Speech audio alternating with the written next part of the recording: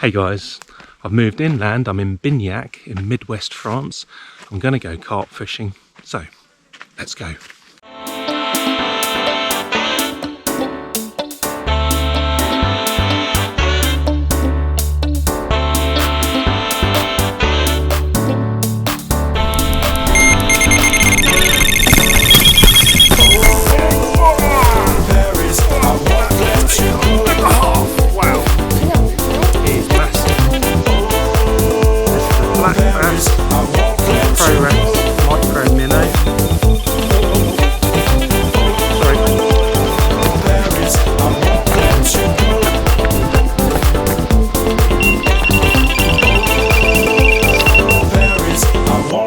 You go.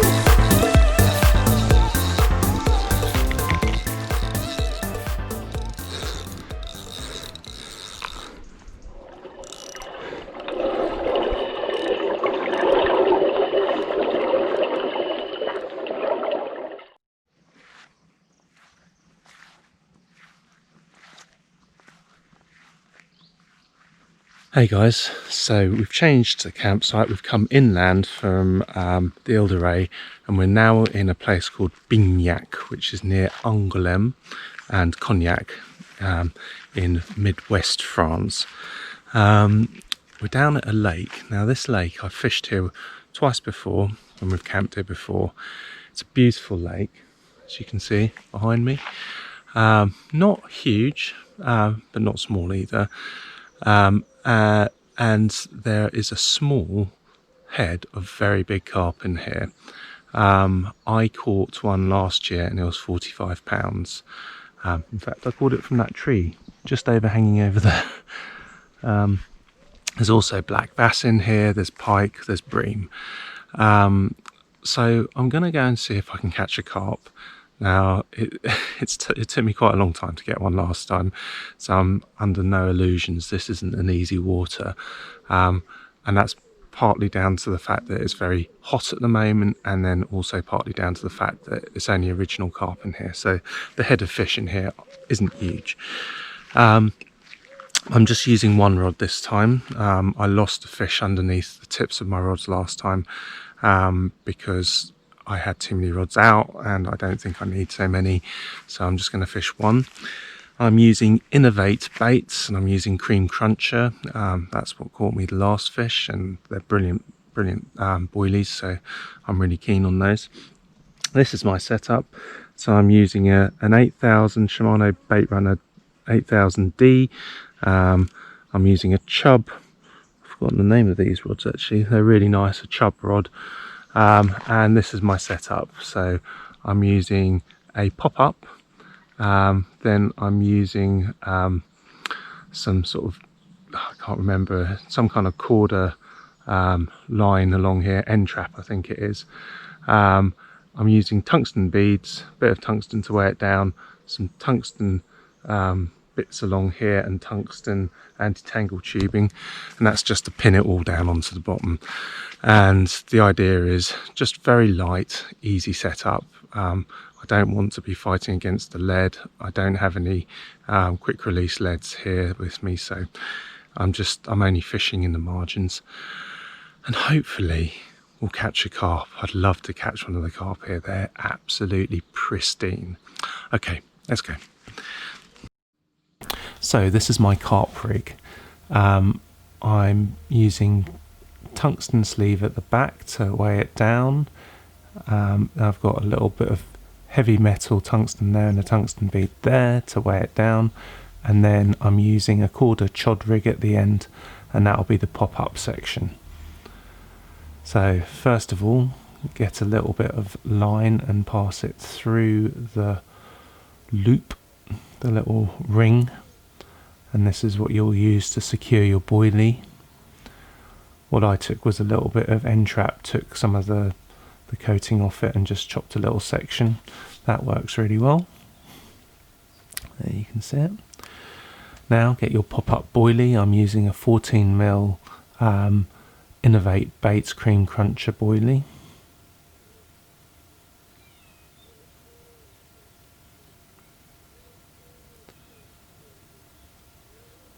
slide it on as so.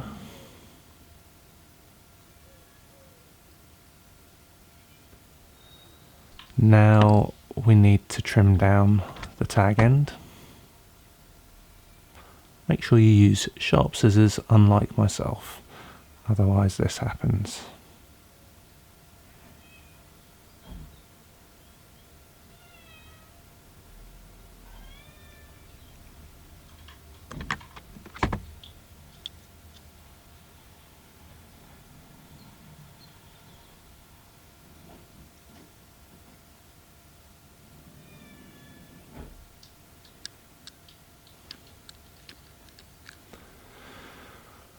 Once this has been trimmed down, take a lighter and melt down the end bit and just tap that down, and that will secure the boilie in place. Now I'm using a quick release system, so this is a swivel with a little hook on the end.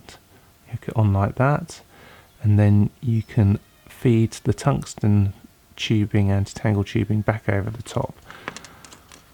I'm using tungsten anti-tangle tubing above as well. It all goes over, and it's a quick release system, so if that gets hooked up, that lead will release. This is it in the water, so this is what it will look like.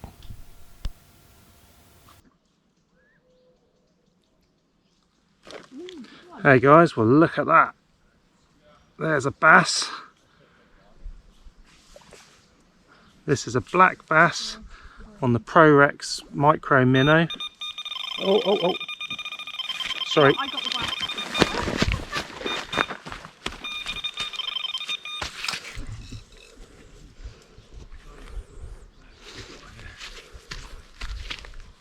Big bream.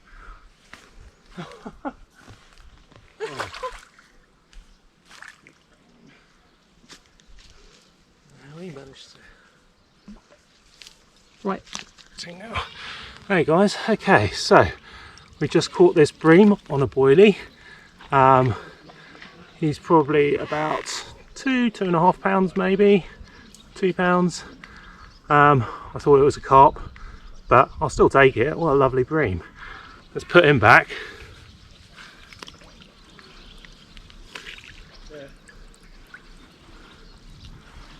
And at the same time, I caught this little black bass. How cool is that? Right, let's get him back as well.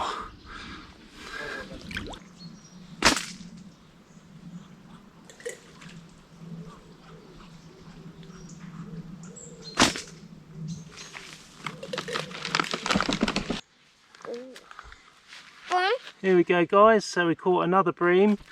It's probably about 2 pounds. Oh. He's got blood in his mouth. Don't want to get near that. How do you know it doesn't bite you? They don't bite, I don't think they haven't got big teeth. Here we go. About 2 pounds. Okay, let's go and put him back. Hey guys, so I've just come down to the water's edge here, and there's an animal called a koibu which lives here. It's not a native species to France. It's actually an African species. Look at this.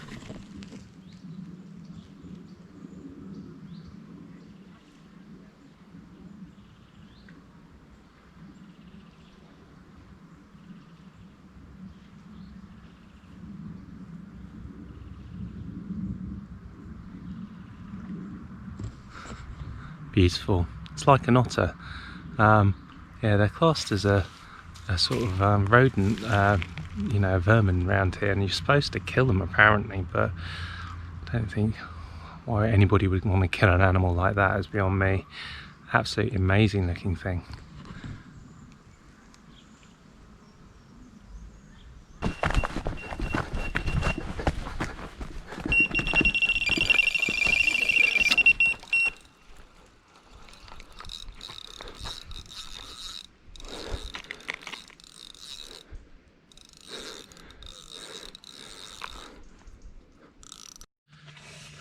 Okay guys, we've just hooked into a really big fish and we've just landed it.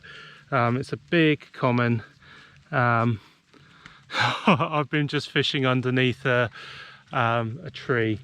Just had a really slow run. Oh yeah. Just got it in. I thought I'd lost it, but I managed to get it out of the tree. So here he comes.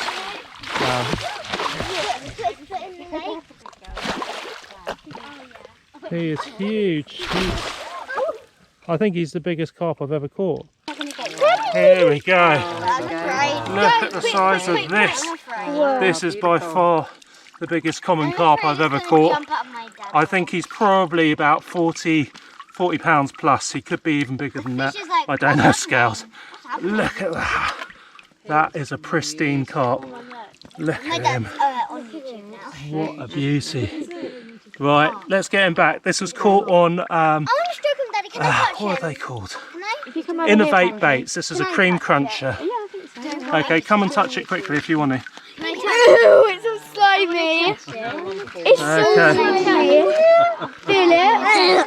Come on, quick if you want to. Oh, Frankie, giant. touch him. Right, on Innovate baits. Look at that. It's so slimy. That is a monster. Right, back he goes, back he goes. Well done. Is that waterproof? Like my dad was like blah blah blah blah, and then you want to go back in the net? I don't know, I didn't see Carl. Off he goes. That's bigger. Oliver. Okay, so this is a smaller carp, this one. Yeah, I think Okay, now put the net down, please. until he comes near the side. Oh, it's big. Oh yeah, he's a good carp, he is. But then you Another got common. a massive one last night, didn't Another you? common. We Yeah, did. it's like that. Did you already tell Oliver that you Oh caught god, it? God, that's Yeah, this one's not a big one. This one's, oh, it's still big, but it's not a monster. Seen the one last night, Oliver. So, okay, so this is carp 2. Last night we had the big one. This morning we've got a smaller one, but still a good sized carp. It's a good double. Let's have a look. Let's have a look. he's a good got it now, guy, yeah? he is. Don't just pull it. at him. Let go of him a second. Look at him, mate. He's probably, A 2-pounder. Oh yeah.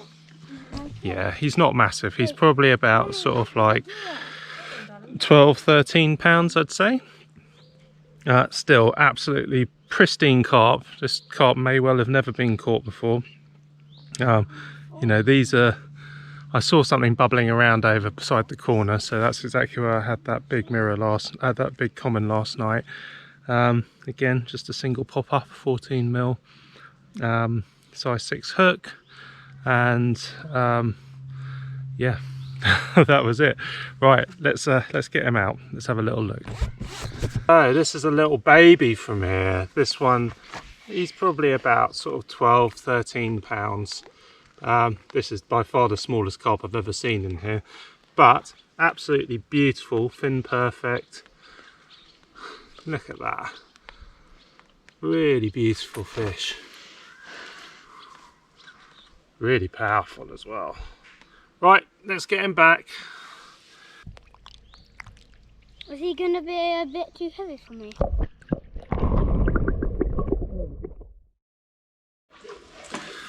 Hey guys, so last night, probably about 9:30, 10 o'clock, I had a couple of beeps on my single rod, which I'm using. I went down there to check it out, and the bait runner was on, and it was very slowly just inching out.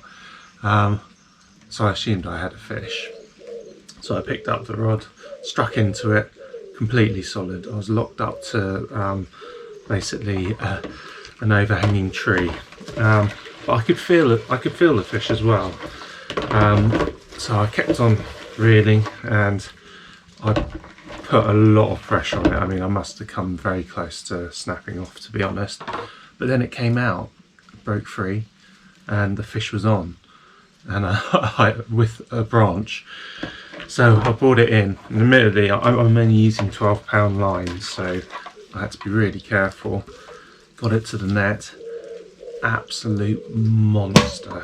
It was, I think it's a commoner which must have been pushing nearly 50 pounds, if not 50 pounds.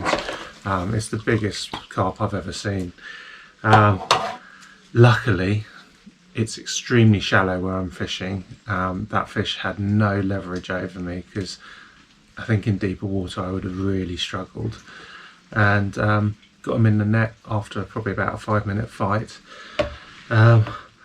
And absolutely ecstatic, really. It's very interesting because this lake, it's very, very little known about it. You know, people don't really, it's not a sort of like known fishery. The carp which are in here were stocked in the 70s, so these are all original carp from the 70s. I've spoken to people who are here. I spoke to an Englishman who's been here, had fish up into the sort of high 40s, and said he saw a 50-pound plus grass carp ramming the bank yesterday, trying to get bulbs from some irises out. So, you know, it's kind of unknown, and that's the beauty of this place. It kind of feeds into this, almost like when you're a child, you go to a lake and you don't know what's in there. Well, I've come to a lake and I really don't know what's in here, and nor does anybody else really. But by all accounts, there are some absolute monsters. Because last year I had a 45-pound mirror carp out of here, and I've just topped that with an even bigger common. So it was all on small gear. I was using 12-pound line, size 6 hook, and 14mm, single 14mm popped up boilie. I was using Cream Cruncher from Innovate Baits, which seem to be brilliant boilies. I've always had a lot of success with those, and a lot of persistence has paid off with that fish. I actually had a run the night before, hooked up on the fish, but I got to it late and I lost it in a sort of like sunken tree. Nearly got it over it, but so to get this fish was brilliant. Anyway, I hope you enjoyed this video. If you did, please like and subscribe, and until next time, best of luck with your own fishing adventures.